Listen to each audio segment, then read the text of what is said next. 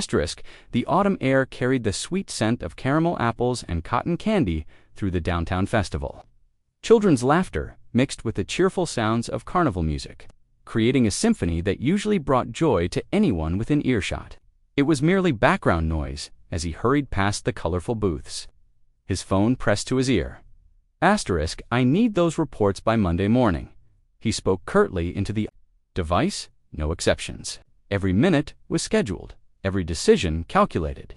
At 52, he had achieved everything he'd set out to accomplish in business.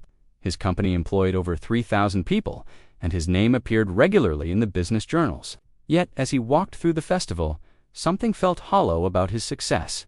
Asterisk. He was about to continue past the game booths when a small voice stopped him in his tracks. Asterisk, excuse me, sir. Asterisk Richard looked down to see a little girl, perhaps 7 years old, with golden hair pulled back in a simple ponytail. She wore a pink dress with tiny flowers, and her blue eyes held a seriousness that seemed far too mature for her age. Asterisk, yes, Richard asked, pausing his phone conversation. Asterisk, the child pointed to a game booth where stuffed animals hung as prizes. Could you help me win that teddy bear? I've been trying all afternoon, but I'm not tall enough to throw the rings properly. Asterisk. Richard glanced at his expensive watch. He had a conference call in 30 minutes, but something about the girl's earnest expression made him hesitate. Where are your parents? Asterisk, my mom is working at the food truck over there, she said, pointing to a busy stand selling funnel cakes. She said I could walk around, but I have to stay where she can see me. Asterisk, Richard followed her gaze and saw a woman in her early 30s, her hair pulled back in a practical bun, working tirelessly to serve the long line of customers. Even from a distance, he could see the exhaustion in her movements. Asterisk, all right, Richard said, ending his call without explanation. One game, but then I need to go. Asterisk, the girl's face lit up with a smile that reminded Richard of sunshine breaking through clouds. Thank you, sir. My name's Emma, by the way. Emma Chen. Asterisk, Richard, he replied, surprising himself with his informal introduction. In business, he was always Mr. Sterling. Asterisk, at the ring toss booth, Richard paid for a set of rings and began throwing them with the precision that had made him successful in everything else. But carnival games, he quickly discovered, were designed to be challenging. After several attempts, he was no closer to winning the teddy bear than Emma had been. Asterisk, you're throwing too hard, Emma observed quietly. My mom says sometimes the gentlest approach works best. Asterisk, Richard looked at the small girl, then at the rings in his hand. He adjusted his technique, throwing with less force and more care. On his next attempt, one ring landed perfectly around a bottleneck. Asterisk, you did it. Emma clapped her hands together. You won. Asterisk, the booth operator, handed Richard a small brown teddy bear with a red bow tie. Richard expected Emma to reach for it eagerly, but instead, she looked up at him with those serious blue eyes. Asterisk, sir, she said softly, I don't want toys. I want a dad. Asterisk, the words hit Richard like a physical blow. He knelt down to Emma's level, the teddy bear forgotten in his hands. What do you mean, sweetheart? Asterisk, I see all the other kids here with their dads, Emma explained, her voice matter of but tinged with sadness. I thought maybe if I had a dad, he could play with me sometimes, and Mom wouldn't have to work so much. Asterisk, Richard felt something crack open inside his chest. In all his years of business dealings, he'd never encountered such raw honesty. Emma, finding a dad, isn't like winning a teddy bear at a carnival game.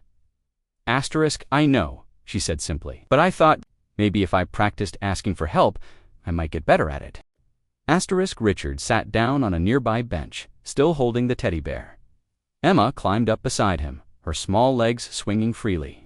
They sat in comfortable silence for a moment, watching families enjoy the festival together. Asterisk, you know, Richard said. Finally, I never had children of my own. I was always too busy building my company, making money, achieving goals. I told myself there would be time for family later, but later never seemed to come.